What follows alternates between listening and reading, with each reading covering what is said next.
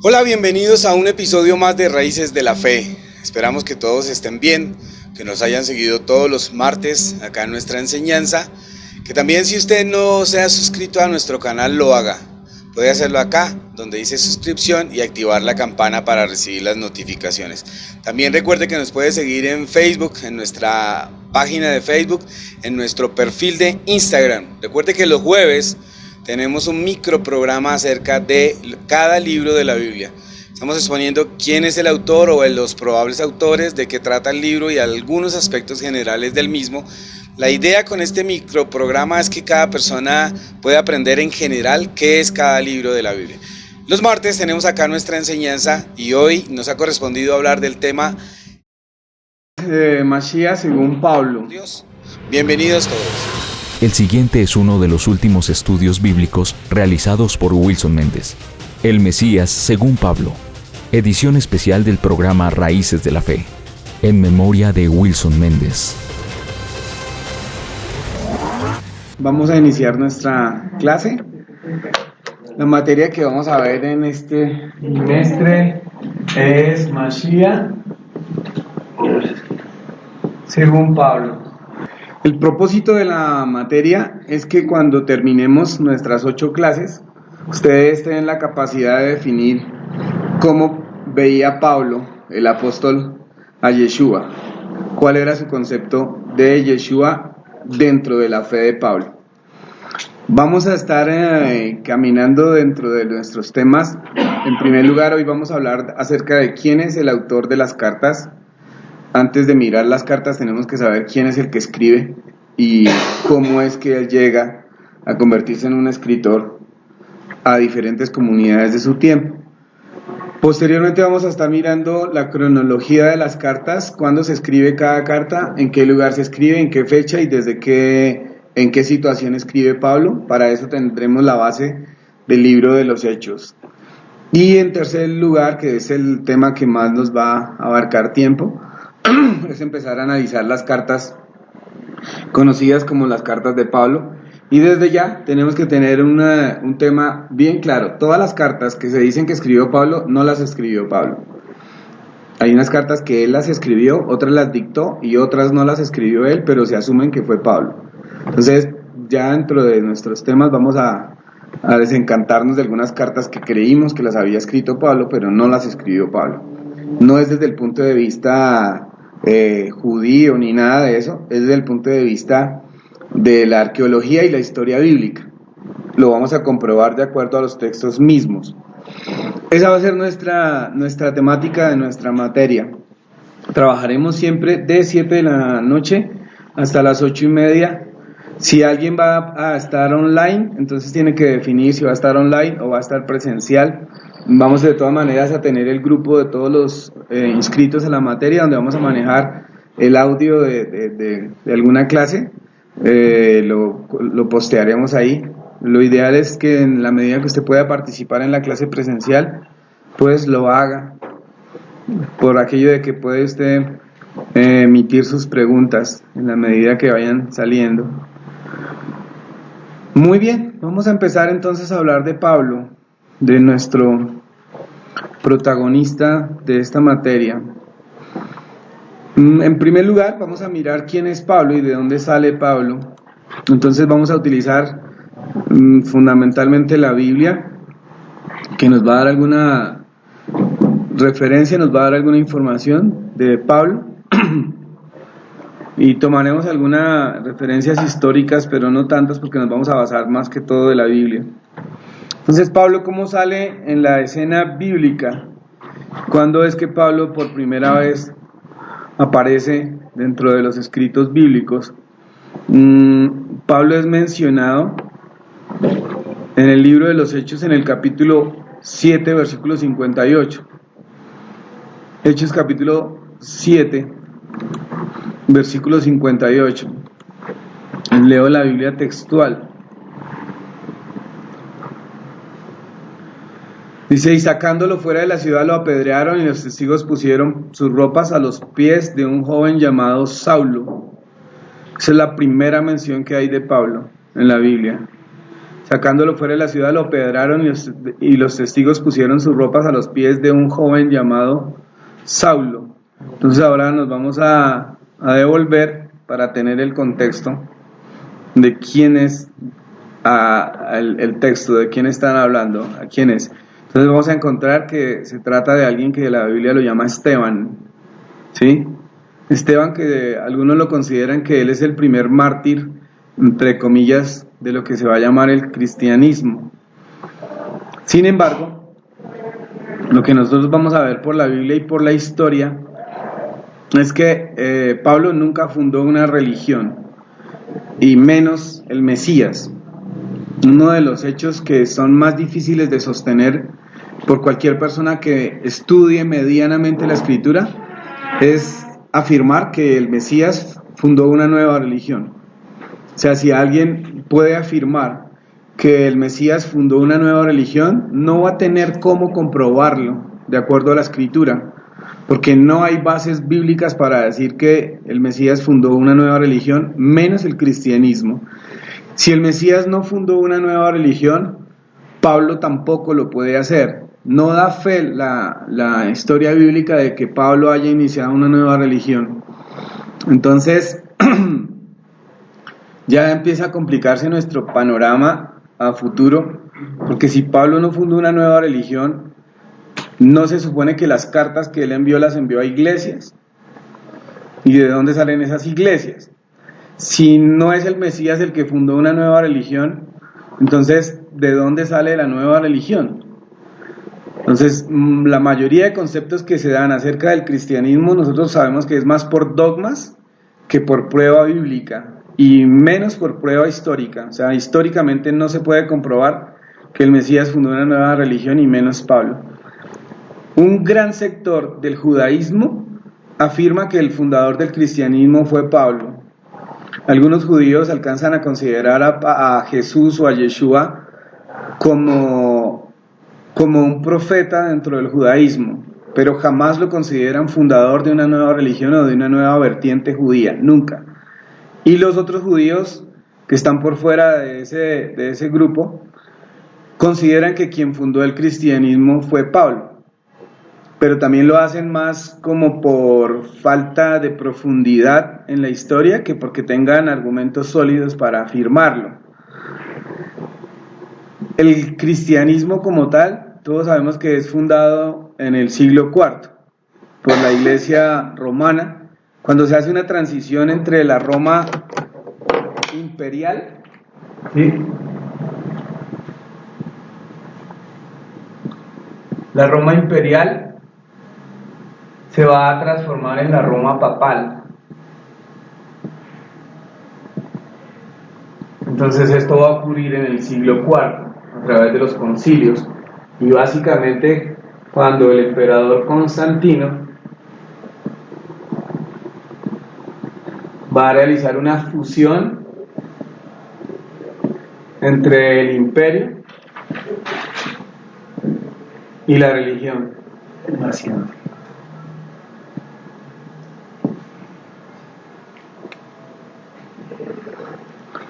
Entonces, miraremos a Pablo dentro de los escritos bíblicos intentando no ponerle ninguna etiqueta. Entonces, empezaremos a hablar de Pablo como su primera mención, como lo decía yo hace un momento. Su primera mención va a ser que cuando ejecutan a Esteban, y algunos dicen que Esteban fue el primer mártir de la iglesia cristiana, pues hay ya varios asuntos por resolver.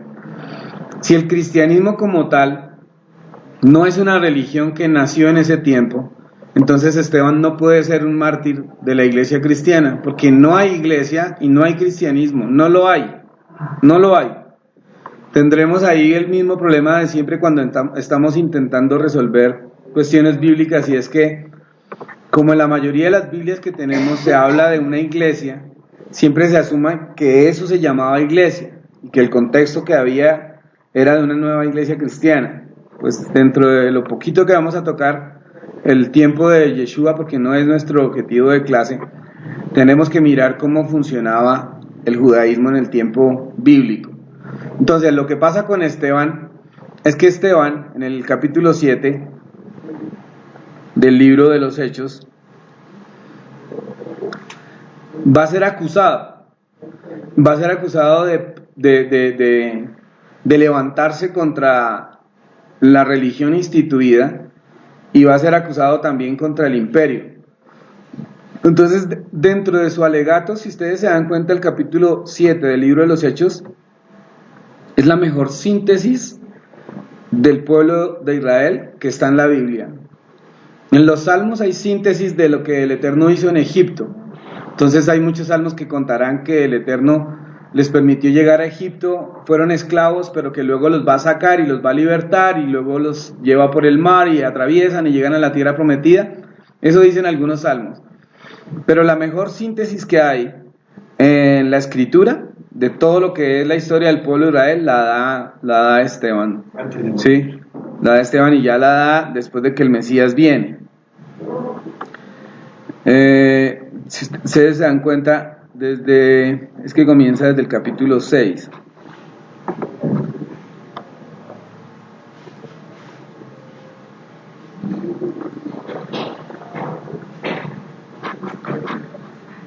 El capítulo 7 dice: entonces el sumo sacerdote dijo: ¿es esto cierto? Y él declaró: varones, hermanos y padres, oíd, el Dios de la gloria apareció a nuestro padre Abraham. ¿Quién está hablando? Esteban. El Dios de la gloria apareció a nuestro padre Abraham estando en Mesopotamia antes de que viviera en Harán. Entonces lo que Esteban va a decir es que él, como buen judío, conoce toda la Torá. Y a lo que él va a hacer referencia es el pacto del Eterno con Israel. Ese es el propósito de este discurso. Entonces, el Dios que apareció a nuestro padre Abraham estando en Mesopotamia antes que viviera en Harán, y le dijo: sal de tu tierra y de tu parentela y ve a la tierra que yo te muestre. Saliendo entonces de la tierra de los caldeos, habitó en Harán, y de allí, luego de morir su padre, se trasladó a esta tierra en la que vosotros vivís ahora. Pero no le dio herencia en ella ni aún para sentar su pie, y cuando él no tenía un hijo, prometió dársela en posesión a su descendencia después de él. Y Dios habló así: tu descendencia será extranjera en tierra ajena por 400 años y la esclavizarán y maltratarán. Den en cuenta cómo está condensando toda la historia. Tengan en cuenta algo: cuando Esteban está hablando, no existe el Antiguo Testamento, o Tanaj, Antiguo Testamento, o Tanaj. No me vuelva a corregir si no sabe lo que está diciendo.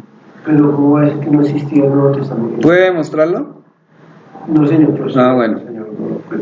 El Tanaj se confecciona hasta el año 90 después del Mesías, en Jamnia, después de la destrucción del templo.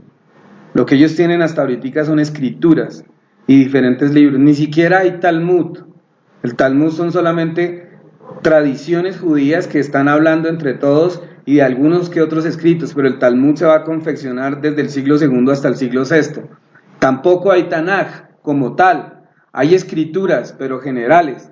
Entonces, si alguien dijera que Esteban está acudiendo al Tanaj para sacar esta información, no, es porque él es un estudioso y él es un judío de escrituras. Entonces tengan en cuenta que en este momento él no tiene ni internet, ni libros, ni nada. Todo lo que tiene que tener es memorizado. Él es judío, Esteban es judío, si no, no sabe nada de esto. Entonces está diciendo: Abraham pasó esto, lo otro, y luego le dijo Dios que lo iba a llevar esclavos. Como esclavo de estas cosas, le dijo, versículo 8, y le dio el pacto de la circuncisión, y así engendró a Isaac. Vean que Esteban toca la circuncisión como un punto fundamental dentro del judaísmo.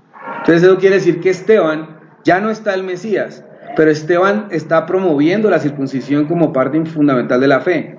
Si estuviese abolido, él no dice nada de eso, pero está diciendo, y fue el pacto de la circuncisión, está hablando del Brit Milá, y así engendró a Isaac y lo circuncidó al octavo día. Esteban es un judío, ¿sí? Isaac a Jacob y Jacob a los 12 patriarcas. Y los patriarcas, palabra clave, patriarcas, lenguaje judío. Y estamos leyendo el libro de los Hechos, que se supone el libro de los Hechos es el libro, como se dice popularmente, es el libro en el que nace la iglesia. Pero no hay tal. Van en el capítulo 7, por decirlo de alguna manera, y está hablando de todo lo que tiene que ver con el judaísmo. Y Jacob a los 12 patriarcas. Patriarcas y matriarcas son palabras claves dentro del pueblo de Israel, ¿sí? 3 patriarcas, 4 matriarcas. Eso lo nombramos hasta dentro de algunas fiestas. Los patriarcas, teniendo envidia de José, se deshicieron de él vendiendo para Egipto, pero Dios estaba con él y lo libró de todas sus tribulaciones, le dio gracia y sabiduría delante de Faraón, rey de Egipto, quien lo puso a gobernar sobre Egipto y sobre toda su casa. Vino entonces una hambruna sobre todo Egipto. Este Señor se sabe todo. Y Canaán y una aflicción de nuestros padres no hallaban alimentos, pero oyendo Jacob que había alimento en Egipto, ¿se acuerdan? Bereshit envió a nuestros padres la primera vez, y en la segunda José se dio a conocer a sus hermanos y fue manifestado a Faraón del linaje de José. Y José dijo, envió a llamar a su padre. Esto es un resumen impresionante, o sea, está muy bien hecho, porque está omitiendo unos detalles que podrían ser importantes, pero está resaltando lo más importante, lo principal. Fueron trasladados a Siquén, versículo 17, pero cuando se acercaba el tiempo y la promesa de Dios, para que no se aburran de mi lectura, tienen que traer la Biblia o abrirla dentro de sus dispositivos electrónicos, así no se van a aburrir. Hasta que se levantó otro rey que no había conocido a José, y ahí ya va a empezar a hablar de Moisés. En el versículo 20, en aquel tiempo nació Moisés. Es impresionante lo que Esteban está diciendo. O sea, lo que Esteban está diciendo con este discurso es diciendo: soy judío. Esto lo sabe un judío de ese tiempo. Y fue hermoso a la vista de Dios, fue criado por 3 meses en la casa de su padre, se la sabe toda. Moisés fue instruido en toda sabiduría. Cuando tenía como 40 años le envió al corazón a visitar a sus hermanos, le dijo: agrade subiendo. Al día siguiente se presentó porque estaban peleando. Está contando el suceso en el que él mata a un soldado, ¿sí? Y en que lo echan. ¿Quién te ha puesto por príncipe después sobre nosotros? ¿Acaso quieres tú matarme como ayer mataste al egipcio? O sea, dése cuenta que no había entrado en ningún detalle, pero en ese detalle entró. ¿Quieres tú matarme como mataste ayer al egipcio? ¿Por qué Esteban contó eso? Porque a él lo van a matar, y él lo sabe. Dentro de unos minutos va a morir a piedra por su hermano. Como quien dice, por sus hermanos judíos lo van a matar. Él está diciendo, un hermano judío le dijo a Moshe: ¿quieres tú matarme como ayer mataste al egipcio? Les está diciendo a ellos eso. Que esa es una virtud solo de maestros judíos. O sea, enlazar en su discurso cosas que quieren decir como por debajo de cuerda. Y lo tienen que entender sus oyentes, porque para allá es donde va. ¿Acaso quieres un versículo 29? Antes esta palabra, Moisés huyó y vino a ser extranjero de la tierra de Madián. Él no va a huir, Esteban no va a huir. Transcurridos 40 años, el ángel se le apareció, viene el versículo 38. Esto es lo que, el 37. Este es el Moisés que dijo a los hijos de Israel: profeta os levantará Dios de entre vuestros hermanos como a mí. Está en Deuteronomio esa cita. Dios va a levantar un profeta mayor que yo, dijo Moisés. A él oí. Entonces Esteban ya está llegando a por qué él defiende al Mesías, a Yeshua, al cual nuestros padres no quisieron obedecer, sino que lo rechazaron, y sus corazones se volvieron a Egipto. En aquellos días hicieron un becerro, a contar eso, antes de que llevase el tabernáculo. Sigue la historia. Templo de Salomón, versículo 47, edificó casa. El Eterno rechazó a David, lo está contando ahí. Al oír estas cosas, en sus corazones y crujían los dientes contra él. ¿De quién? De los judíos que lo están escuchando a él. Pero él, lleno del Espíritu Santo, fijó los ojos en el cielo, vio la gloria de Dios y a Yeshua en pie a la diestra de Dios. Y dijo: he aquí veo los cielos abiertos y al Hijo del Hombre en pie a la diestra de Dios. Cuando le está diciendo al Hijo del Hombre, está haciendo referencia al profeta Daniel. El profeta Daniel dice que él vio una escena parecida y vio al Hijo del Hombre, dice el profeta Daniel. Y Esteban lo está corroborando. Veo en los cielos abiertos, no sabemos si lo vio, pero él está diciendo eso, al Hijo del Hombre de pie a la diestra de Dios. Pero ellos, gritando a gran voz, se taparon los oídos y arremetieron a una contra él. Sacándolo fuera de la ciudad, lo apedrearon. Y los testigos pusieron sus ropas a los pies de un joven llamado Saulo. Ahí está el asunto. Ahí entra Saulo. Todo eso tiene que ver con la ley. ¿Por qué lo sacan de la ciudad? Como si fuera un maldito, por la ley. Así era que se hacía con alguien que quebrantaba la ley. Lo sacaban fuera de la ciudad y lo lapidaban. Lo sacan de la ciudad, lo apedrearon. Los testigos pusieron sus ropas a los pies de un joven llamado Saulo. Ahí está Pablo por primera vez. Mientras apedreaban a Esteban, él invocaba y decía: Señor Yeshua, recibe mi espíritu. y puesto de rodillas clamó a gran voz: Señor, no les tomes en cuenta este pecado. Y habiendo dicho esto, dice la Biblia textual, durmió. Bueno, entonces, lo más destacado del pasaje es que Pablo aparece acá cuidando la ropa de los que están lanzándole piedra a Esteban. Pregunta: Señor, ¿cuál es la razón para que esté el pueblo y el Sanedrín matando a Esteban?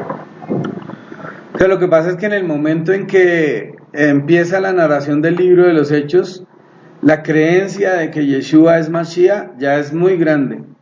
De hecho, los 120 que se quedan en el aposento alto, ¿sí? son judíos y todos se quedan esperando la promesa. Yeshua dijo: es necesario que yo me vaya para que yo envíe el Consolador. Entonces, ¿a quiénes les dio la promesa? A judíos.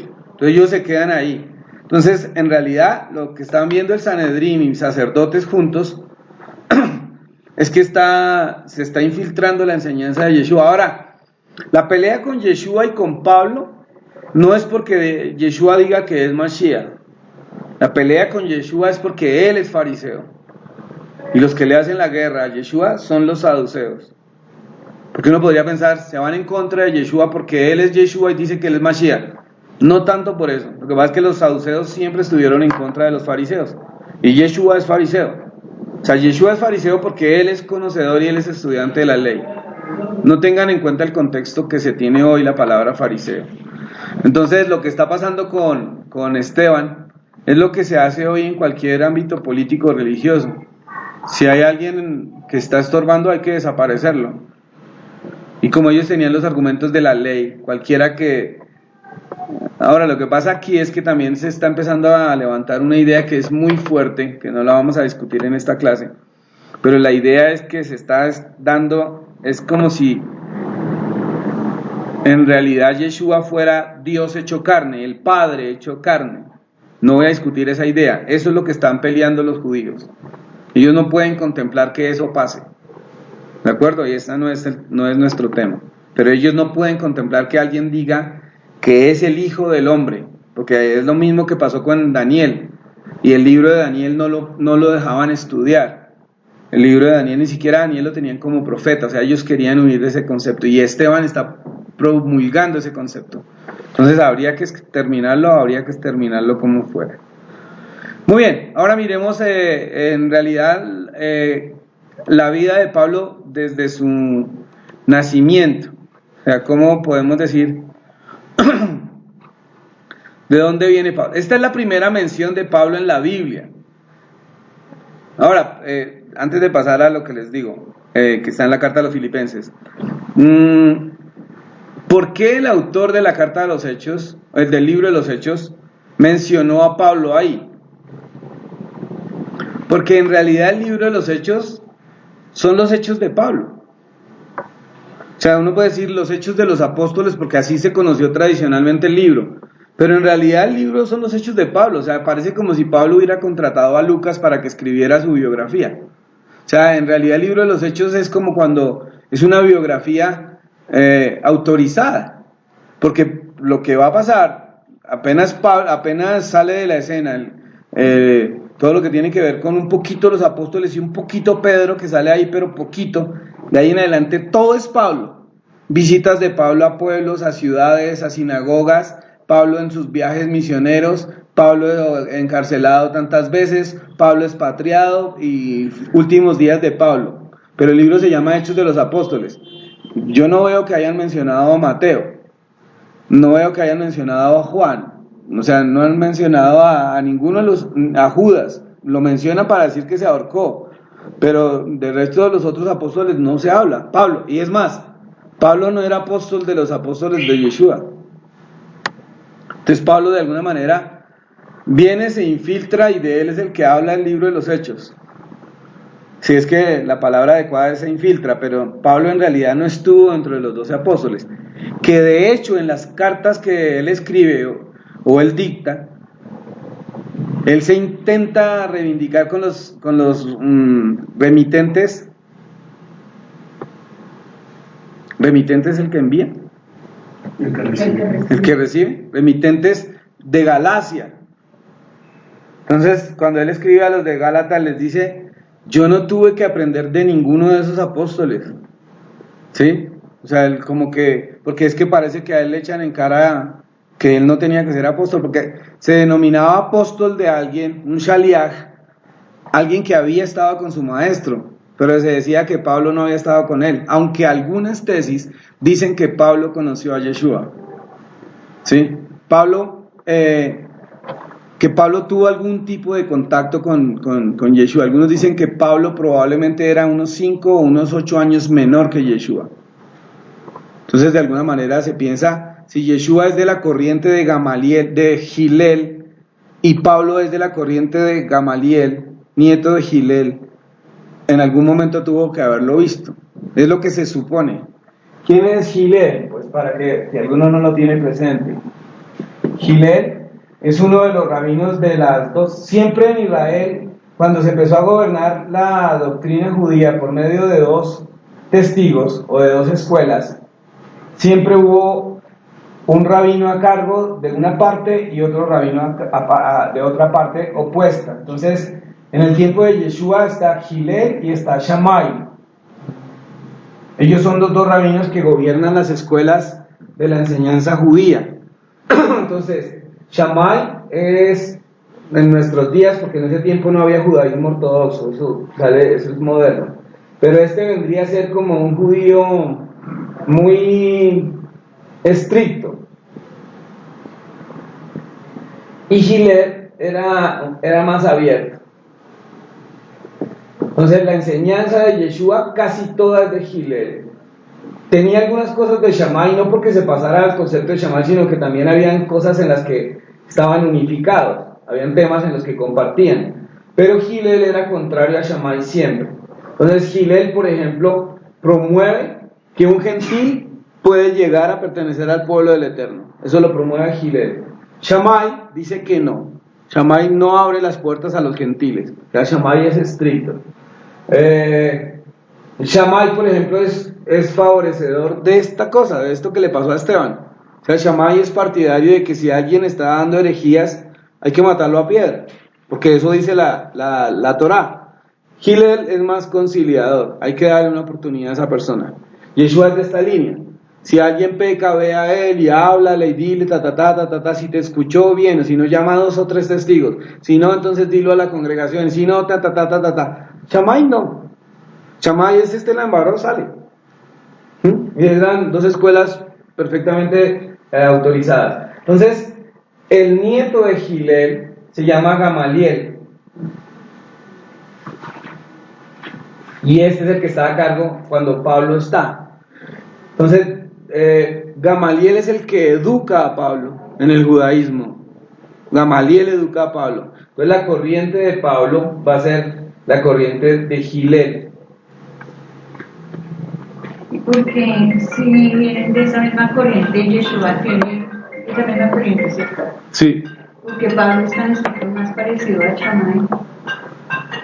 Porque Pablo, después de lo que le pasó y eso, lo que tengo entendido fue que se puso a estudiar y volvió como el tiempo. Pero Pablo tenía más tendencia a ser como Shammai.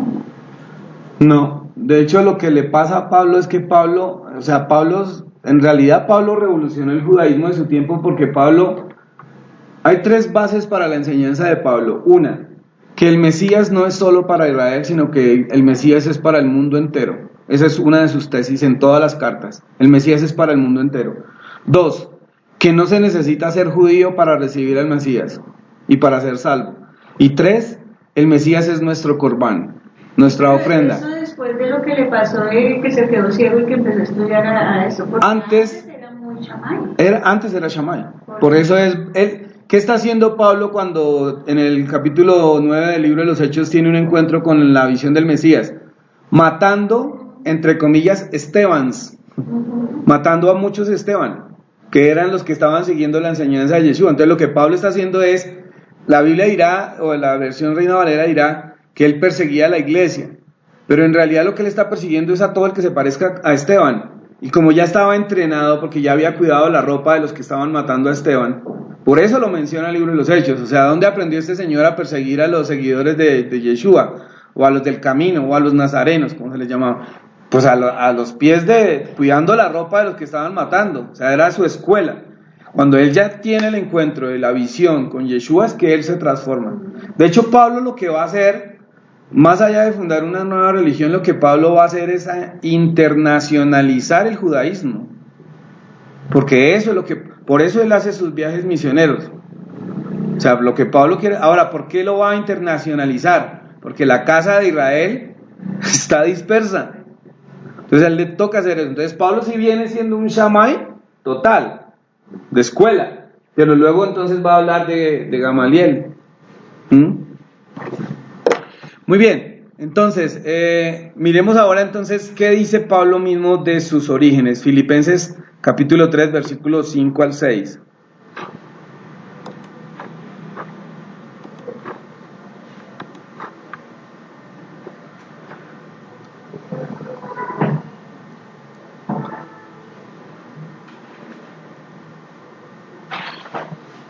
Versículo 3, Filipenses 3:3 dice: porque nosotros somos la circuncisión, los que servimos por el Espíritu de Dios y nos gloriamos en Cristo Jesús. Estoy leyendo la versión textual.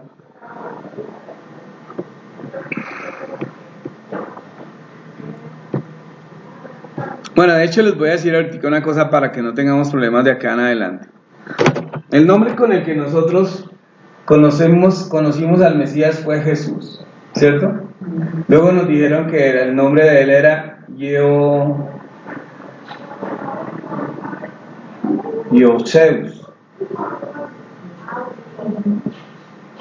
Y entonces nosotros nos dijeron que, y eso es lo que usted encuentra por internet. Entonces en internet dicen que esto significa el cría caballos, o que esto es en honor al dios Zeus. O sea, eso es una mentira, eso no es verdad. Eso no es verdad. Eso alguien lo pudo haber dicho, pero eso es tanto como decir que entonces el nombre de Carmen significa hombres carro. En inglés. Entonces eso es lo mismo que pasó con eso. Entonces el nombre de él sí es Yeshua o Yehoshua, como algunos también lo aceptan. Entonces lo que se dice en relación a por qué aparece el nombre de Jesús es porque cuando lo empiezan a escribir en griego, intentaron hacer la pronunciación parecida al hebreo, porque en griego no hay ninguna letra que suene sh, no hay una, ni hay otra letra que pronuncie y, no la hay, sino era la J, ¿sí? Y se llamaba la iota. Entonces lo que intentaron hacer con el nombre, yo no estoy defendiendo el nombre de Jesús, porque en realidad no se llama Jesús, pero ese nombre en realidad no significa nada. Ese nombre no significa nada. Ese fue un nombre que intentaron parecer a la pronunciación del hebreo. Ahora, lo quisieron hacer con sana o mala intención, yo no lo sé. Lo intentaron hacer como para borrarle la pronunciación al nombre, yo no lo sé. Pero esto es algo que pasa, o sea, fonéticamente eso fue lo que pasó. Entonces, ¿a qué voy con eso? Que no nos tenemos que ni rasgar las vestiduras ni nada cuando uno diga Jesús, porque acá dice Jesús, ¿sí? No estoy diciendo ahora vamos a decirle Jesús o Yeshua, no, porque se llamaba Yeshua o Yehoshua, pero es que esto está como tan satanizado que pareciera que fuera, o sea, que uno va a quebrantar absolutamente quién sabe qué cosas del pueblo de Israel, pero vuelvo y digo, si lo hicieron con mala intención o buena intención no lo sabemos, pero que sí intentaron escribir, porque como le estaban escribiendo a griegos, ¿sí? Para que lo pudieran leer y lo pudieran hablar. Ahora, por supuesto que es con el paso del tiempo que el nombre le cambian hasta la pronunciación y la J que no existe en el hebreo, pero hay una pronunciación parecida y en fin, todo lo que hay. Entonces por eso les estoy diciendo eso, porque acá la acabé de leer, que Pablo dice, o en el escrito está, dice, porque nosotros los de la circuncisión, los que servimos por el Espíritu de Dios y nos gloriamos en Cristo Jesús, no teniendo confianza en la carne. Está escribiendo a la gente que está en Filipo, que luego vamos a hablar de quiénes eran ellos y todo. Pero ahí les dijo, bueno, y nos gloriamos en Yeshua HaMashiach, debería decir si escribiera en hebreo.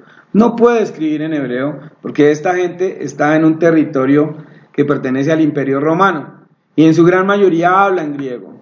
Otros van a hablar en latín. Sin embargo, el latín era el idioma del gobierno, el latín era el idioma gubernamental, el griego era el lenguaje popular, se llamaba griego koiné, o sea, un griego popular. Entonces casi nadie sabía latín, aunque Pablo sabe latín. De hecho, algunos aseguran que lo que probablemente Pablo apuntó siempre fue hacer como una línea de abogado o algo así, porque lo llamaban a hablar y estaba ocupado defendiendo y hablando, y por eso sus discursos eran tan largos que alguna vez un joven se durmió, se cayó y se mató desde un tercer piso. Bueno, la solución fue que luego lo resucitó. De hecho, eso debió hacer algún drama para darle protagonismo a Pablo. Versículo 4. Aunque también yo puedo confiar en la carne, dice Pablo, si alguno otro cree poder en la carne, yo más. Circuncidado al 8º día, ahí ya está diciendo, yo soy judío, del linaje de Israel, es decir, yo pertenezco al pueblo de Israel, de la tribu de Benjamín, ¿sí? Hebreo de hebreos, y en cuanto a la ley, fariseo. Entonces, en ese solo versículo, Pablo está diciendo quién es. Entonces está diciendo, circuncidado al 8º día. ¿Qué quiso decir con circuncidado al 8º día? Yo estoy en el pacto de Abraham, en el pacto de la circuncisión, ¿sí? Del linaje de Israel, yo puedo comprobar que soy judío, porque como él se llamaba Shaul, en realidad se llamaba era Shaul, ¿sí? Y también tenía el nombre de Pablo. Ahora, ¿por qué se llamaba Shaul? Porque ese nombre era muy común en los descendientes de la tribu de Benjamín, porque el primer rey de Israel, Shaul, era de la tribu de Benjamín. Entonces por eso a él los papás dijeron, como este es de la tribu de Benjamín y el primer rey de Israel fue Saúl, le vamos a poner Shaul. Entonces por eso él también se llama Shaul, en honor a alguien de... ¿Se acuerdan ustedes que los judíos ponen nombres en honor a sus abuelos, o si no tienen a alguien famoso, pues en honor a otro importante? Estos sí lo tienen, porque es de la tribu de Benjamín. ¿Quién está importante en la tribu de Benjamín? Saúl, el primer rey de Israel. Pongámosle Saúl. Entonces está diciendo eso. Yo soy del linaje de Israel, de la tribu de Benjamín. Y luego dice, hebreo de hebreos. ¿Por qué hebreo de hebreos? ¿Por qué no dijo judío de judíos? Porque todavía no habían... Ah, no, bien. Sí, porque todavía no habían tomado el nombre de la... Ahí en ese momento que él lo dice, sí. Pero ¿por qué no dijo judío de judíos? Porque luego va a escribirle la carta a los romanos y entonces les dice a los romanos, porque no se es judío en lo exterior, sino se es judío en lo interior, y esto y y ahí enreda con su determinación de qué es judío y qué no es judío. Pero eso no lo creía antes de que hubiera tenido un encuentro con el Mesías.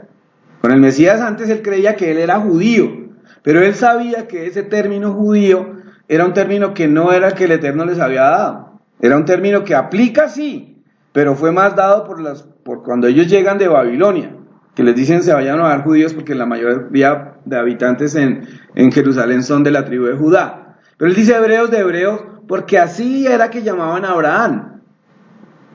Abraham es el primer hebrí, o sea, el primer hebreo. Entonces este señor dése cuenta que Esteban y él son astutos. O sea, Pablo aquí está siendo astuto como está escribiendo, hebreo de hebreos. Y luego dice, y en cuanto a la ley, fariseo. ¿Cuál ley? La ley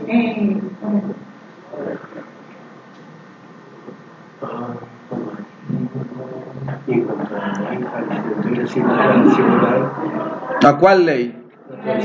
¿A cuál se está refiriendo él en cuanto a la ley fariseo? A la ley rabínica. ¿Cómo se deduce que es la ley rabínica? Porque los fariseos estudiaban, era más que todo la tradición oral. O sea, el fariseo se caracterizaba porque estudiaba la Torá y la Torá oral. Entonces, él ya no es igual, pero lo que está sacando son todas sus credenciales. O sea, si me van a juzgar a mí, si yo sé Torá oral y Torá escrita, yo soy fariseo. Y es verdad. Pues estudió bajo una escuela. O sea, tiene que ser un manejador de la Torá y de la ley oral. ¿De acuerdo? Si hay alguna pregunta, por favor, háganmela. Sí. Si salen las preguntas, no importa que nos detengamos para responderlas. O sea, es muy importante que todos tengan claridad así yo no la tenga. Wilson, pero ¿cómo no lo veíamos antes? ¿Cómo no se ve? O sea, ¿dónde está el velo en el cristianismo porque ahí debió haber dicho, en el ámbito cristiano ahí debió haber dicho, yo soy uno de los primeros cristianos, yo soy el estructurador del cristianismo, y no haber dicho eso, en lo que está leyendo en Filipenses. Yo soy de tal denominación. Él no lo dijo, no lo dice por ningún lado. En realidad aquí aplica el concepto popular que uno ve lo que quiere ver. O sea, eso es así. Cuando una persona le pueden comprobar lo que quiera que le comprueben, y si la persona no quiere verlo, la persona sigue viendo eso. Vea, yo puedo estar enseñando ahorita esta carta, y acá falta gente de la comunidad, y hay gente que le tiene cierta aversión a Pablo. Así yo la enseñe, siempre van a seguir teniendo la aversión a Pablo porque no lo estudian. Ahora, si lo estudian, perfectamente pueden decir, sí, eso es lo que dice, pero yo no creo eso. Yo creo que Pablo esto y lo otro. ¿Sí me entienden? Es lo que la gente quiere ver.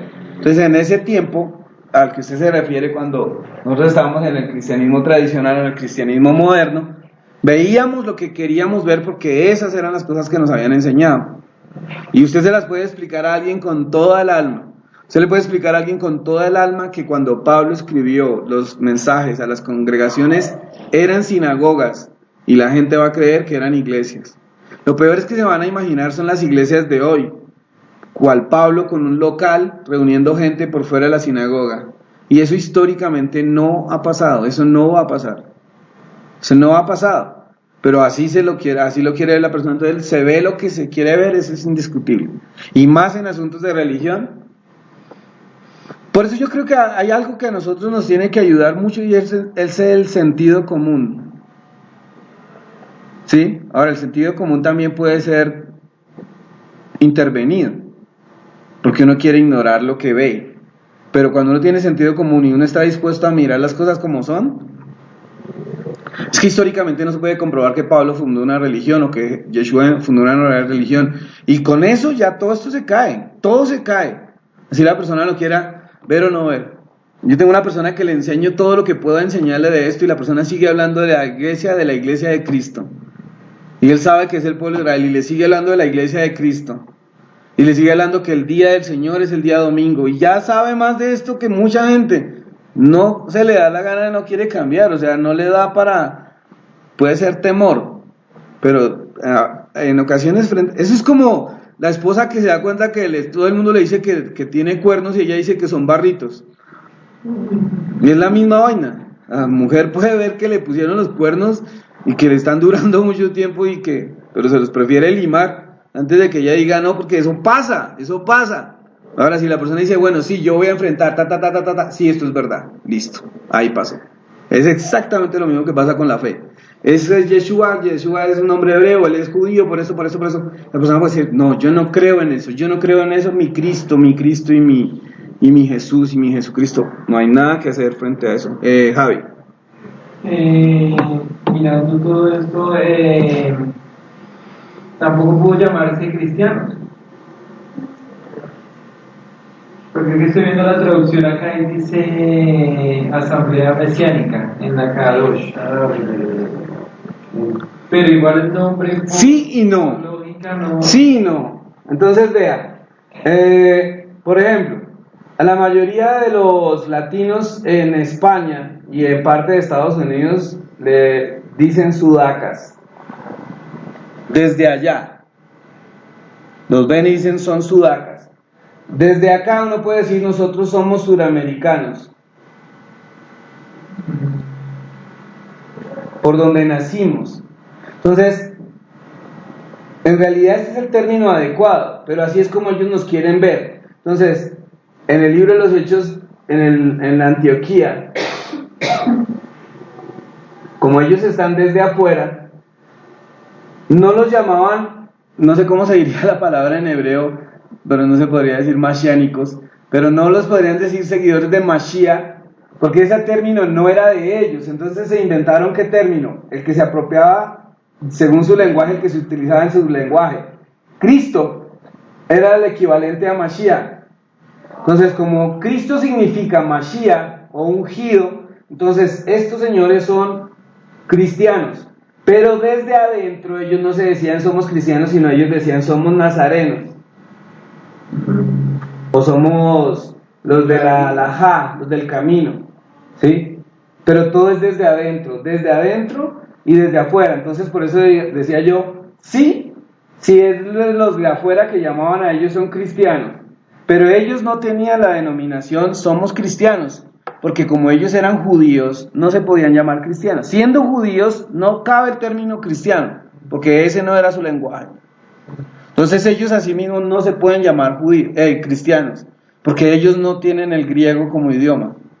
Aparte de que se han reconocido que él sí es Mashiach, no pueden utilizar una palabra griega para describirse en ellos quiénes son. Eso es como que uno diga, yo soy sudaca, y uno diga, pero luego usted no es colombiano o suramericano. Bueno, todavía que la persona se haya ido para afuera y todavía se considere colombiano. Entonces son las traducciones. Porque a los años ya se les... Porque hay algunas partes del Nuevo Testamento o de la Besorá, de las Buenas Nuevas, que dice la Asamblea de los Santos, la congregación, o sea que las traducciones a todo lo que es congregación, asamblea, sinagoga, le pusieron iglesia. Sí. Y eso se clavó en la mente de sí. Lo otro es que tampoco nos digamos mentiras. Ahí no decía Asamblea de los Santos, Asamblea de Yahweh. O sea, eso es también querer tirárselas de que son muy dados al original o a la esencia. O sea, eso también es como... Era la Keilah, en realidad era la Keilah. Y tiene que ser la Keilah porque así se llamaba Israel. La Keilah es la comunidad, ¿sí? Porque también en eso hay unas traducciones súper mesiánicas y súper judías. Entonces es a ponerle unos nombres todos rimbombantes como para decir, vean, somos los más puros y originales. Y en eso uno tiene que ser honesta, no hay ninguna religión pura, ni el judaísmo. Así uno diga, ay, no puede ser. Sí puede ser. Quizás eso es lo que lo hace tan emocionante esto, ¿no? Como que uno tiene que ser como muy equilibrado en eso. ¿Alguien iba a preguntar algo más? Nelly. Es que tengo una inquietud. En la parte donde Yeshua dice, no quiero templos hechos por manos de hombres. ¿En ese tiempo era que ya habían esos templos? Porque no recuerdo dónde está. Pues no va al tema, pero la voy a responder, ¿de acuerdo? No, porque estás diciendo ahorita que la gente no acepta que en ese tiempo no había sinagogas en iglesias. Entonces, por eso hago la pregunta. O sea, en el momento en que Yeshua dice eso, están los samaritanos. Entonces los samaritanos allí en Samaria, hay 3 ciudades que son ciudades que han sido calificadas como ciudades santas. Y en esas ciudades hay templos, aparte de los templos que hay paganos. Entonces está generalizando. De hecho, eso fue lo que inició Jeroboam, haciendo templos y haciendo fiestas paralelas. Entonces sí se está refiriendo a cualquier otro templo que haya construido cualquier otro pueblo. Bien, el versículo 6, Pablo está describiéndose porque estamos intentando descubrir quién es Pablo, porque de él es el que vamos a hablar en las cartas. Si no tenemos este tema ahorita claro, no vamos a saber por qué escribe cada cosa. Tenemos que investigar de dónde sale él, qué piensa él más o menos, y porque algunas veces va a decir cosas que a uno le parecen extrañas. Ahora vea, tenga en cuenta algo, tenga en cuenta las 3 bases que ya le dije, con las que Pablo escribe las cartas. Eso es muy importante. ¿Cuál es qué es lo que esconde Pablo en todos sus escritos? ¿Sí? El Mesías no es solo para los judíos, ¿sí? No hay que ser judío para seguir el camino del Eterno, y Mashiach es el corbán de nosotros, como la ofrenda para acercarnos al Eterno. Pero acá vuelve y dice, en la carta a los Filipenses, dice, en cuanto al celo, porque dijo, soy ciudadano judío, circuncidado al 8º día del linaje de Israel, de la tribu de Benjamín, hebreo de hebreos, en cuanto a la ley fariseo. En cuanto al celo, ¿por qué habla del celo? Porque esa era la palabra que conocían los judíos cuando perseguían a un judío descarriado, cuando el Eterno dijo que él cela a Israel. Entonces aquí Pablo está diciendo, en cuanto al celo, en cuanto al amor por Israel, perseguidor, y ahí va a aparecer la palabra iglesia, ¿sí? Entonces en cuanto al celo, perseguidor de la iglesia. Entonces,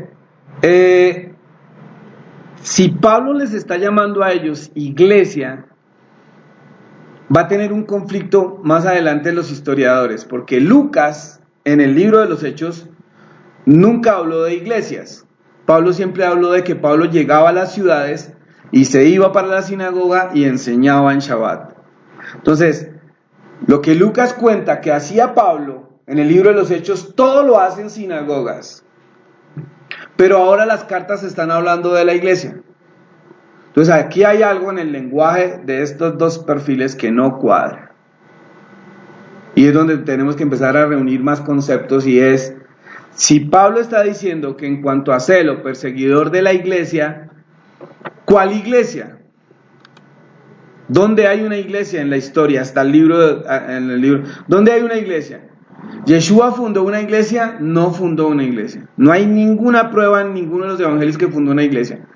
El libro de los Hechos habla de que después de que él asciende a los cielos, ¿quedó una iglesia? No, están celebrando la fiesta de Shavuot, la que se llamará Pentecostés.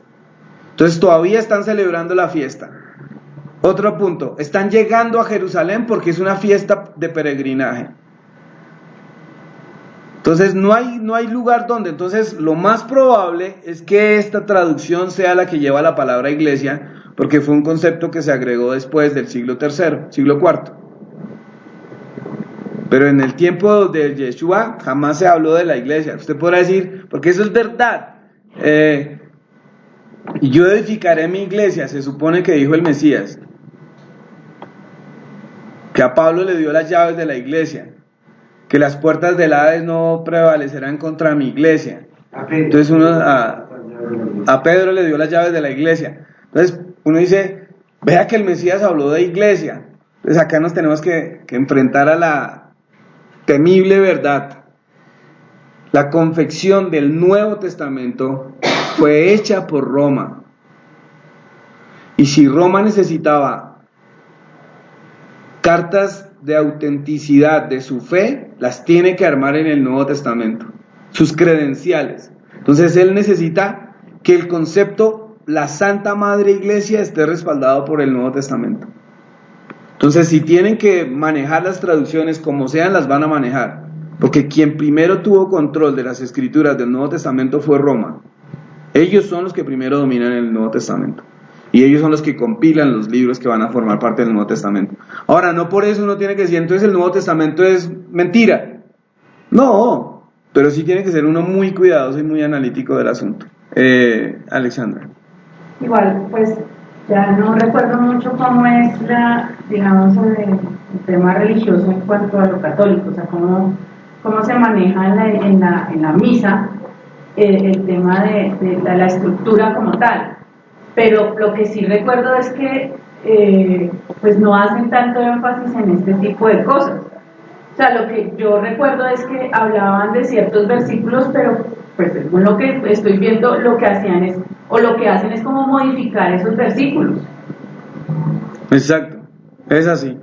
Ahora, tense en cuenta que las condiciones de esa época permitían esos abusos, porque como no habían libros, y no había una editorial, ni había un sistema de archivo para que alguien dijera, ustedes le cambiaron al archivo original. ¿Quién podía decir eso? Solo los escritores, los amanuenses o los copistas de ese tiempo podrían decirlo, pero está comprobado que en algunas ocasiones los que mandaban a hacer escrituras de libros o traducciones mataban al que lo había escrito. O sea, los mandaban matar, era un peligro ser copista o ser escritores de cartas, porque el lenguaje epistolar no es solo de Pablo. Epístola era un término dentro del concepto judío. Cuando un rabino no podía ir a algún lugar, mandaba una epístola, mandaba una carta. Eso era una cosa normal dentro de los judíos. Pero en ocasiones los copistas o los escritores eran asesinados por lo que escribían. Entonces, si esto estaba bajo el control de la iglesia romana católica, pues ellos tienen la manera de transformar lo que quieran. Ahora, lo que yo le estoy diciendo tiene que ser cotejado a la luz de la historia. Tiene que ser cotejado a la luz de la historia. Nosotros tenemos una debilidad en cuanto al Nuevo Testamento, y es que nosotros no tenemos copias originales del Nuevo Testamento. O sea, no existen copias originales del Nuevo Testamento.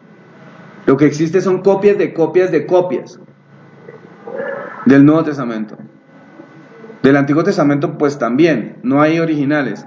La diferencia es que ellos sí se preocupan porque la copia de un libro del Antiguo Testamento o Tanaj sea lo más fiel al rollo anterior o al libro ¿Y anterior. dónde están los originales de la mencionada del Nuevo Testamento? No hay originales. Son copias de copias y algunas están, la mayoría están en el Museo del Vaticano. En Israel no. No, en Israel no.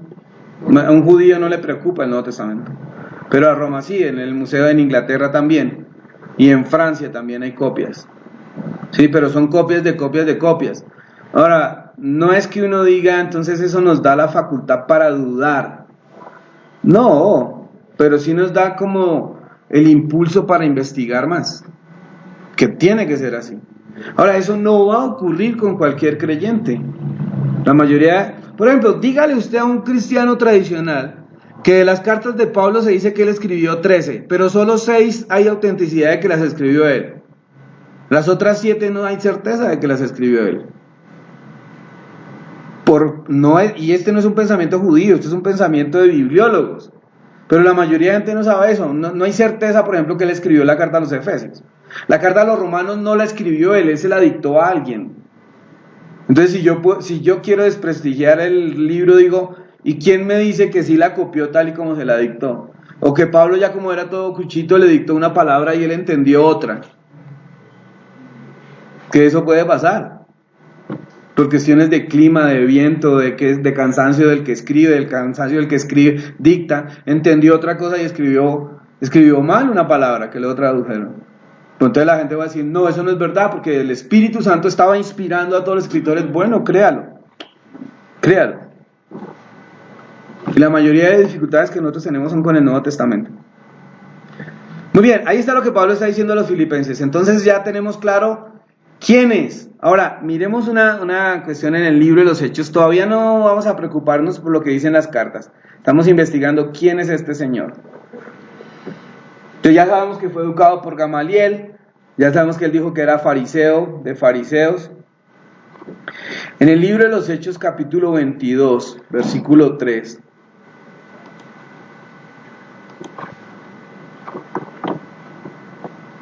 Aquí sí lo dice. Oyendo entonces que les hablaba en lengua hebrea, guardaron más silencio. A ver si leemos del capítulo 21. Era ilustrado, muy ilustrado. Pablo es una eminencia. ¿Por qué se escogió a Pablo? O sea, ¿por qué él? Sí, según lo que estoy entendiendo, no era precisamente creyente en María. La única versión que hay es la de Lucas. Lucas dice que Pablo de Tarso venía a asesinar a los seguidores del Mesías y él iba rumbo a Damasco y tiene esa visión. Y en esa visión él contempla al Mesías en todo su esplendor y le habla y le dice: Saulo, Saulo, ¿por qué me persigues?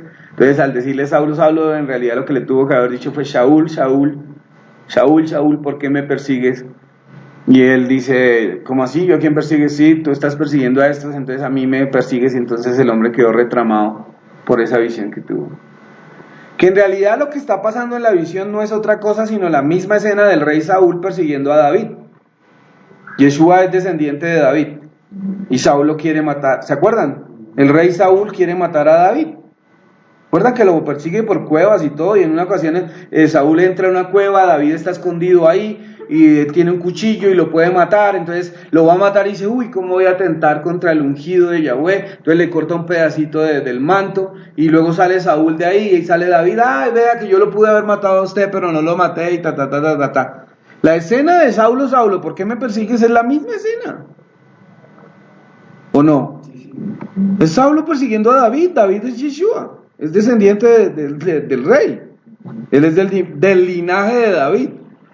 Entonces lo que Pablo tiene que haber reflexionado probablemente es: no, yo no voy a repetir la historia de mi antepasado, que por perseguir al rey luego muere atravesado por una espada que su siervo le va a sostener para que él se lance sobre ella.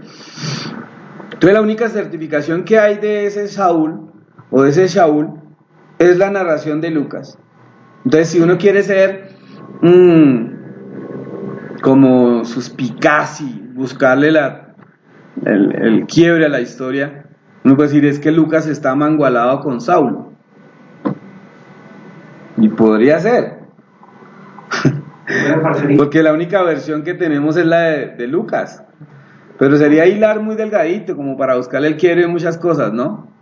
Ahora, lo que tiene que comprobar si Saúl es lo que dice ser, son los hechos. Es decir, me refiero a las acciones. Y sí lo van a comprobar. O sea, sus viajes, porque él nunca aspiró a ser lo que probablemente hubiera llegado a ser si él no se hubiera cambiado de línea judía.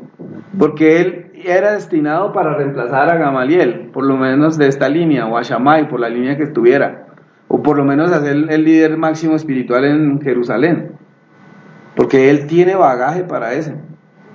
De hecho, hay escritores judíos, cuando son un poco imparciales y objetivos, dicen que lástima que a Pablo no lo estudien en las yeshivas, porque Pablo piensa como un rabino de alto calibre.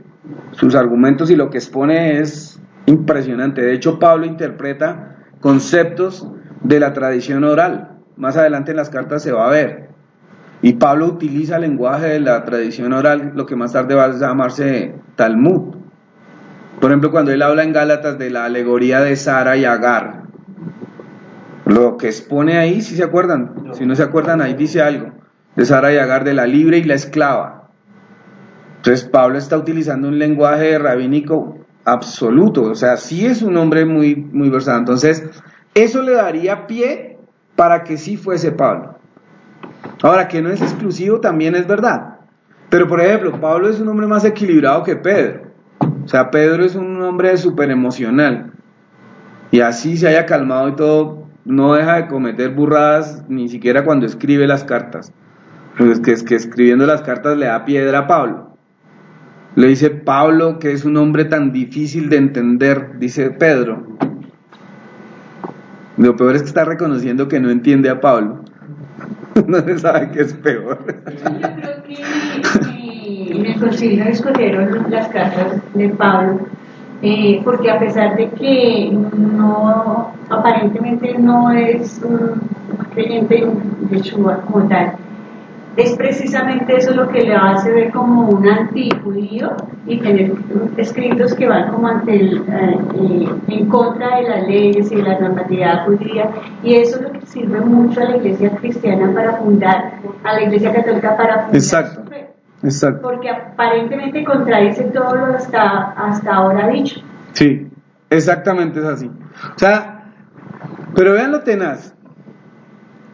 Pablo quiso llevar el judaísmo al mundo gentil, y quiso llevar al gentil al mundo judío. Eso es lo que Pablo quiere. O sea, Pablo quiere llevar el judaísmo al mundo gentil y quiere traer al gentil al mundo judío. O sea, lo que quiere hacer es unirlos así. Entonces, por eso es que a veces parece una confusión. Al fin, ¿que está a favor de la Torá o no? O sea, al fin, ¿que somos el olivo natural, somos el olivo silvestre? O sea, ¿qué somos? Porque uno dice, de hecho nosotros podemos identificar a un Saulo con el judío, y el cristianismo, más favoreciendo a la iglesia católica, puede identificar a un Pablo favoreciendo el catolicismo, pero es porque él quiere hacer eso, él quiere llevar el judaísmo al gentil y al gentil al judío, al judaísmo. Entonces, por eso es que la iglesia católica lo toma como el baluarte, como su paladín, para decir, vean que sí hubo otra iglesia, vean que sí hubo una división del judaísmo y el judaísmo está mandado a recoger. Es por eso, porque aparentemente tiene todos los argumentos para decir sí, Pablo se quería salir de la doctrina judía. Sin embargo, los escritos de Lucas al final, nomás miremos el capítulo 22, como les dije, versículo 23. Estaba mirando el 21, pero es el discurso de Pablo, porque él está contando todo lo de los viajes. Aunque 39 dice también, 39 al 21. ¿Cuál? 21:39. 21:39.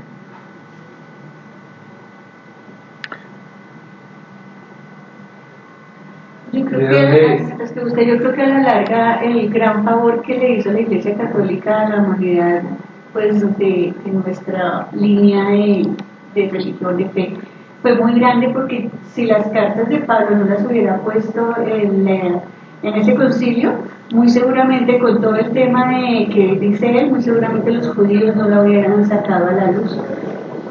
En cambio, la Iglesia Católica la regó por todo el mundo. Entonces, Sí. en lugar de hacer algo en contra de la fe y de la casa de Israel, eso es lo que ha traído a la larga a la casa de Israel. O sea, como que detrás de un mal viene un bien camuflado, porque es verdad. Es verdad, o sea, si la Iglesia Católica no hace esto, es muy probable que nosotros no hubiéramos conocido ni al Mesías. De alguna manera hay que agradecerle a todos, o sea, hasta Martín Lutero, Dios los tenga en su santa gloria, pero de alguna manera favoreció algunas cosas de las que él quiso hacer, quizás con otra motivación, pero a nosotros nos sirvió.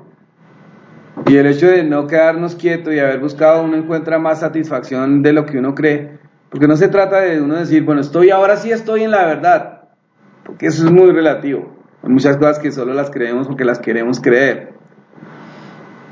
Pero sí nos ha ayudado a tener más satisfacción de lo que creemos, sí. Y ahí sí dice el dicho popular, no hay mal que por bien no venga, y esta es una prueba total. En otros talleres anteriores del año pasado, recuerdo que Wilson dijo, hablando de la historia, toda la historia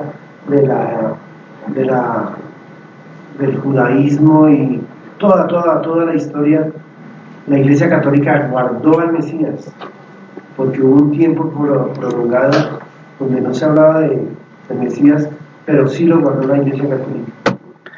Es que es verdad, es lo mismo que hizo el faraón con el Moisés rescatado de las aguas.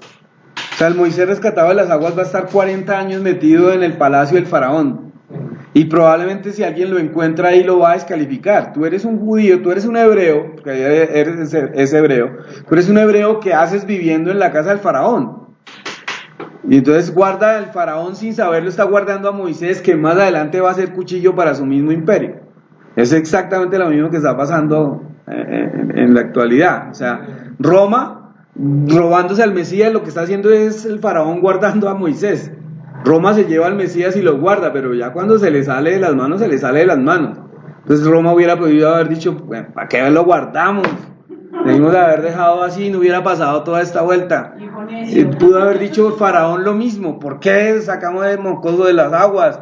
Mi hija ahí que se metió y todo el asunto. De alguna manera como que el Eterno también tiene que cumplir su propósito, que su propósito no es judaizar al mundo. A mí me gusta el proceso de Pablo intentando llevar el judaísmo al pueblo gentil y al Mesías, intentando traer al gentil al judaísmo. A mí me parece fascinante eso, porque casi que está buscando el equilibrio que uno debe tener. Me imagino que más adelante va a aclarar dichos de Pablo donde se basa el cristiano para decir, si ven que ya no hay ni judío ni griego ni... Total.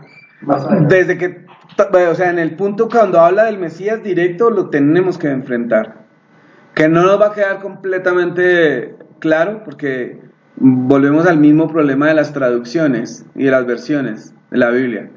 Pero vuelvo y digo, la evidencia de otros libros, de la misma historia, de toda la Biblia, de la Torá, nos tiene que decir si apunta a la verdad un concepto de Pablo supuestamente en contra del judaísmo.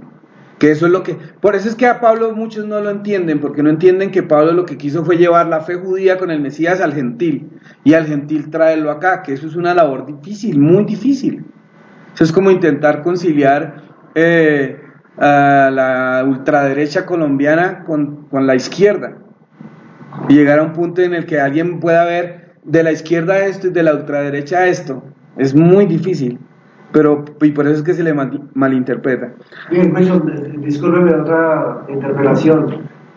A mí me gustó mucho el concepto que dio Doris hace rato aquí en esta misma clase, donde ve Doris a Pablo como un hijo de la escuela de Shammai, muy estricto, muy si se pudiera llamar, no existía en este momento el judaísmo ortodoxo, pero era, sí, era ortodoxo, si lo definiéramos desde el hoy. Y conoce a Yeshua se le aparece en el camino a Damasco, y esa conversión, entre comillas, que Pablo se convirtió, él no se convirtió al cristianismo, definitivamente pasaron, si mal no recuerdo, 14 años estudiando a Yeshua en el Tanakh y en la traducción oral, qué sé yo.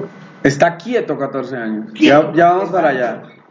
Sí, ya vamos para allá, o sea que sí tiene que, o sea, la visión o lo que le pasa lo transforma totalmente. En el judaísmo hay otra versión de Pablo. O sea, en el judaísmo dicen que Pablo en realidad se enamoró de una hija de un rabino, que era muy liberal. Entonces la única manera de él conquistarla era haciéndose pasar por judío liberal. Pero es una teoría judía. Y ahí es como cuando alguien quiere inventar chismes de alguien, pues le cabe todo. Pero eso dice una versión judía de Pablo. Algunos le dicen el turco o el árabe, porque era de Tarso. El versículo 1 del capítulo 20 de los Hechos dice más o menos lo que está pasando. Dice: cuando cesó el alboroto, Pablo mandó llamar a los discípulos y después de exhortarlos se despidió y salió para Macedonia. Luego de recorrer aquellas regiones exhortándolos con extensas conversaciones, llegó a Grecia. 3 meses después, al surgir un complot contra él por parte de los judíos, cuando estaba a punto de embarcarse, tomó la decisión de regresar a Macedonia. Versículo 7 dice: en el primer día de la semana, reunidos para partir el pan, Pablo les hablaba disponiéndose a salir el día siguiente y prolongó el mensaje hasta la medianoche. Ahí es cuando se muere el chino que les dije del tercer piso. Bueno, lo del primer día de la semana no es nuestro tema para conversarlo ahorita. Pero luego, es que no encuentro el versículo donde a él lo capturan.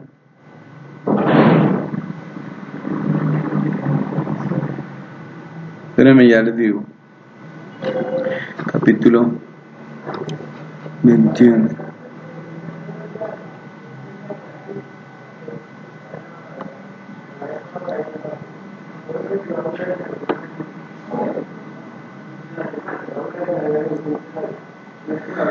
En 21:18 dice: al día siguiente Pablo entró con nosotros ante Jacobo. Jacobo es Santiago, ¿sí? El escritor de la carta. Jacobo es el hermano de Yeshua, Jacobo. Se reunieron todos los ancianos. Jacobo es el jefe del Sanedrín en ese momento. Después de saludarlos, les fue refiriendo una por una las cosas que Dios había hecho entre los gentiles por medio de su ministerio. Capítulo 21 de Hechos, Pablo ya está en el declinar de su vida, o sea, ya está como más viejito. Les está contando eso, ¿no? Frente a los que son los líderes del judaísmo. Y ellos al oírlo glorificaron a Dios. Luego le dijeron: ya ves, hermano, cuántos millares hay entre los judíos que han creído, pero todos son celosos y observantes de la ley. ¿Sí ven lo que dice?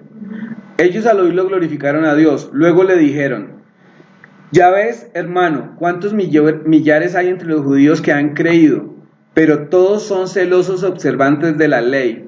¿No se supone que no creían en la ley? Y está hablando de millares. No quiere decir que son millones en sí, son miles de gentes. Eso le están diciendo a Pablo. Y les han informado acerca de ti, que enseñas a todos los judíos que están entre los gentiles a apostatar de la ley de Moisés. Esa es la discusión que va a tener. ¿Qué hacer pues? Sin duda oirán que han venido, por tanto sigue nuestro consejo. Tenemos 4 varones ligados con voto, tómalos contigo, purifícate con ellos y paga los gastos para que se rasuren la cabeza, así todos entenderán que no hay nada de lo que se les informó acerca de ti. Santiago le está diciendo: hay millares de gente que está creyendo y creen en la ley, pero a ellos les están diciendo que usted está enseñando a apostatar de la ley de Moisés. Para que no crean eso, hay unos que van a hacer un voto de nazareo. Ese es el voto que van a hacer ahí, que está escrito en la Torá. Pague los gastos para que se rasuren la cabeza, porque es que las ceremonias no eran gratis, ahí pagaban todo. Así pues entenderán que no hay nada que se les informó. Entonces dice: pero en cuanto a los gentiles que han creído, les hemos escrito que, según lo acordado, se abstengan de lo sacrificado a los ídolos, de sangre, de lo estrangulado, de fornicación. Algunos dicen que Pablo enseñaba las leyes noágicas, ¿sí? Y crea cierta duda en eso, porque acá no les dijo guardar Shabbat. Y dentro de las leyes noágicas, que son un invento del judaísmo, porque es un invento, le dicen a los que llegan al judaísmo, ustedes no tienen que guardar Shabbat porque ustedes están bajo el pacto de Noaj. Pero eso no es cierto, eso no se puede comprobar a la luz de la escritura. Pero están diciendo eso. Pero cuando iban a cumplirse los días, dice, gritaron, varones israelitas, ayudad, este es el hombre que por todas partes enseña a todos contra el pueblo de la ley. Además ha introducido griegos en el templo y ha profanado este santo lugar. Ahí viene toda la discusión. Versículo 37. Hechos 15. Volvió a repetir ahí en Hechos 21. Vuelve a pasar exactamente lo mismo porque hay algunos que les está dando mal genio que Pablo no les enseña judaísmo, sino la Torá.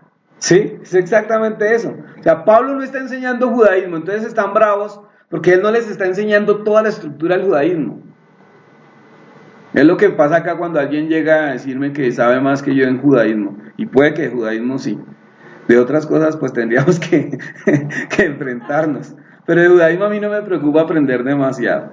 Ahí estoy contento con lo poquito que sé. Cuando llegó entonces Pablo ahora va a hablar. Entonces dice, versículo 33, llegando el tribuno lo arrestó y mandó atarlo con 2 cadenas y preguntó quién era y qué había hecho. Pero entre la multitud unos gritaban una cosa y otros otra, no pudiendo saber la razón del alboroto. Cuando llegó a las gradas tuvo que ser llevado en vilo por los soldados a causa de la violencia de la turba. Una muchedumbre del pueblo lo seguía gritando, quita a este. Una vez entrado en la fortaleza, Pablo dice al tribuno, ¿me permites decirte algo? Y él dijo, ¿sabes griego? ¿No eres tú entonces el egipcio que levantó una sedición hace algún tiempo y sacó al desierto a 4,000 hombres de los sicarios? Ese era un falso Mesías, porque en el tiempo de Pablo, cuando mataron a Yeshua ya habían matado 22 Mashiachs. Históricamente se sabe eso. O sea, ya habían matado a 22 que habían dicho que eran Mashiach. Él era el 23. O sea, porque todo el mundo con esa ansiedad de derrotar al imperio romano, todo el mundo decía, yo soy el Mesías, yo me soñé que yo era el Mesías. Y todos, sí, usted es el Mesías, lo mataban y se acababa. Entonces acá están diciéndole, ¿usted no es ese que salió con todo eso? Pablo respondió, ciertamente soy hombre judío, de Tarso, de Cilicia, ciudadano de una ciudad no pequeña. Ahora te ruego me permitas hablar al pueblo. Entonces vuelve y dice, ciertamente soy un hombre judío, pero en la carta a los filipenses dijo, soy hebreo de hebreos. Estratega. Es como cuando usted va a hablar con alguien y le dice, sí, yo soy sudaca, para que le dé empleo. Y la verdad, en la esencia del desprecio, es suramericano. Pablo está diciendo acá, soy hombre judío. Ah, es judío. Cuando se lo permitió Pablo de pie en las gradas hizo una señal con la mano al pueblo. Dicen que es esta señal, que parece que es una señal universal para pedir silencio. Hecho un gran silencio, se dirigió a ellos en hebreo. Acababa de hablar griego y ahora habla al pueblo en hebreo.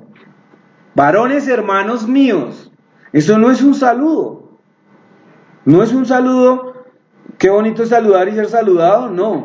O sea, Pablo está diciendo varones, o sea que ahí ya está dando un precedente, ahí no hay mujeres, judaísmo, judíos, y hermanos míos, y padres a los ancianos. Oíd ahora mi defensa ante vosotros. Oyendo entonces que hablaba en lengua hebrea, ahora guardaron más silencio.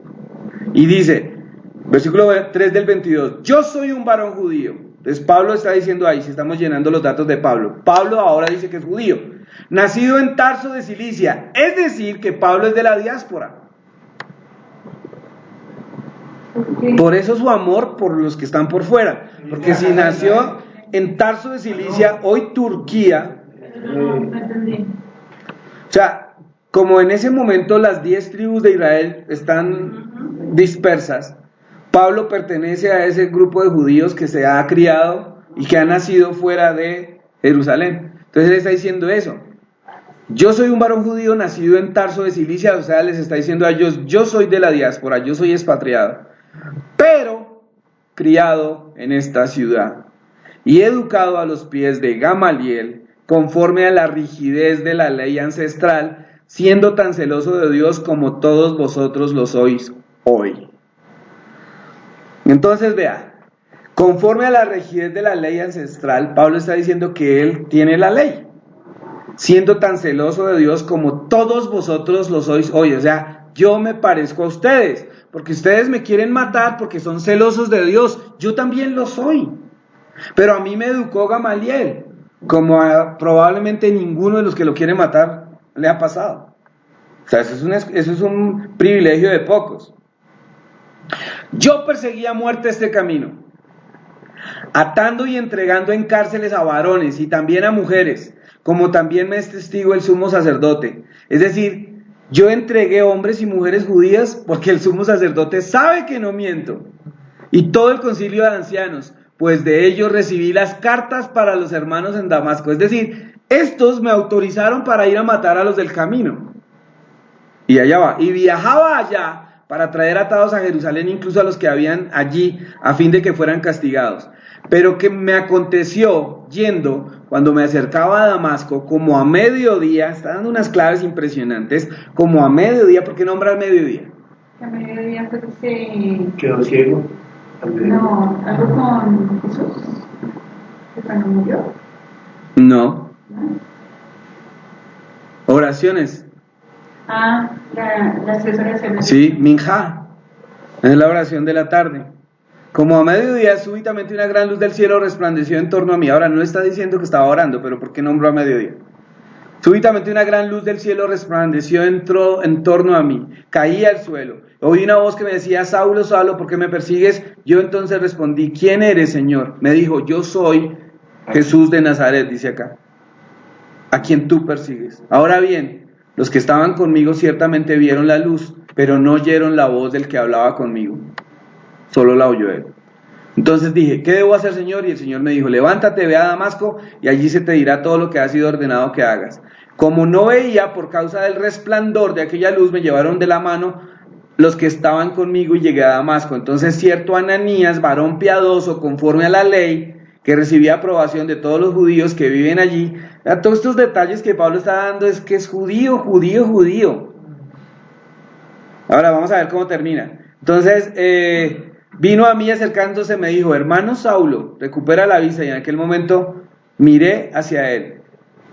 Entonces él dijo: el Dios de nuestros padres te ha escogido para que conozcas su voluntad, veas al justo y oigas la voz de su boca, porque le serás testigo a todos los hombres de lo que has visto y oído. Ahora pues, ¿qué esperas? Levántate, ahí dice, y bautízate, y lava tus pecados invocando su nombre.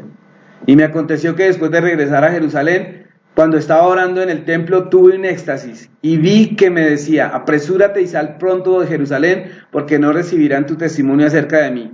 Y yo dije: Señor, ellos saben que yo estaba encarcelado y acetado en cada una de las sinagogas a los que creen en ti. Cuando era derramada la sangre de Esteban, tu testigo, yo mismo estaba presente, consintiendo y guardando las ropas de los que lo mataban. Y me dijo: ve, porque yo te enviaré lejos a los gentiles.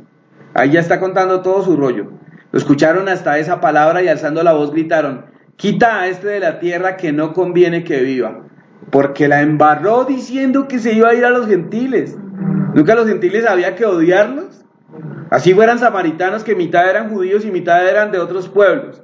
Pero apenas dijo, porque a mí me dijo, esta voz me dijo que vaya, este señor me dijo que me levante y vaya a los gentiles. Empezaron a gritar: a este señor hay que matarlo. Cuando lo estaban atando con las correas, Pablo dijo al centurión, recuerde que el que está contando esto es Lucas, entonces por eso acá aparece el narrador, versículo 25, pero cuando lo estaban atando con las correas, Pablo dijo al centurión que estaba presente: ¿os es lícito azotar también a un ciudadano romano sin sentencia previa? Hombre, habló en griego, luego habló en hebreo y ahora en latín. Y le está diciendo a este: ¿os es lícito azotar a un ciudadano romano sin sentencia previa? Es decir, ¿me van a juzgar sin demostrar que soy culpable?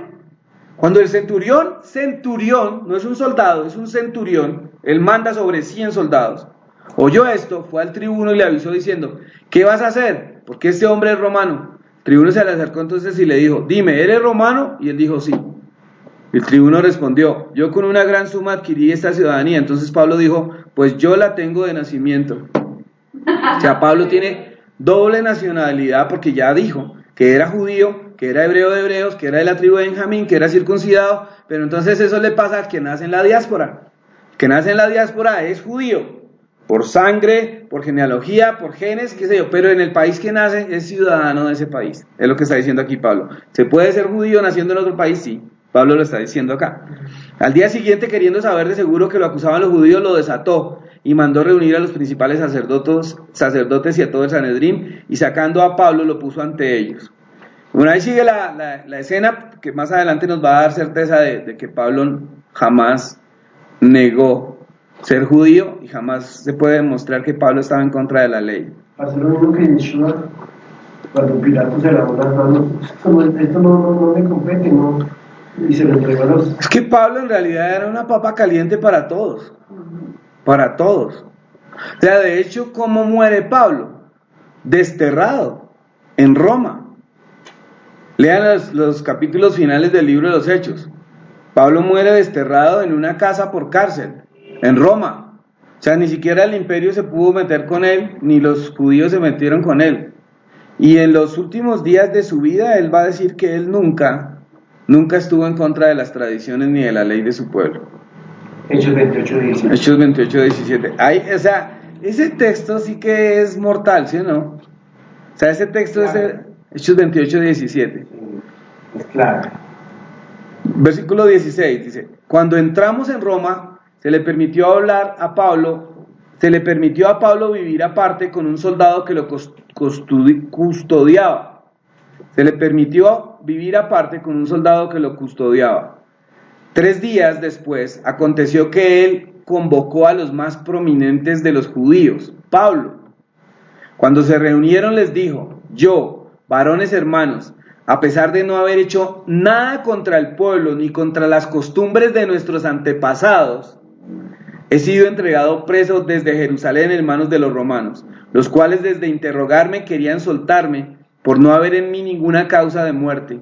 Pero al oponerse los judíos me vi obligado a apelar a César, no porque tenga de qué acusar a mi nación.